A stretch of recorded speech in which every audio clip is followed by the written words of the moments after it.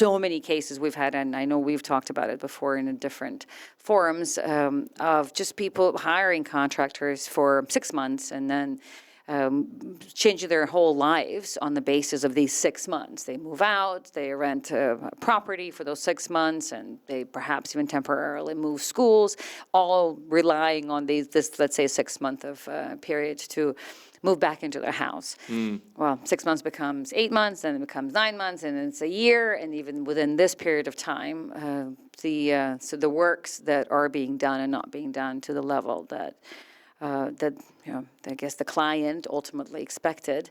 And then there's disputes, and then the contractors want more money, the client does not want to pay more money, they're upset because they've already overstayed for 6 months, they want damages, the contractor wants even more money, and so it goes. And the thing is, a lot of the time from a legal standpoint, and I'm giving this background because it's relevant perhaps for those who will ultimately be listening to this, to get as excited as I am. So it's just the context of how things used to be and how they still are today.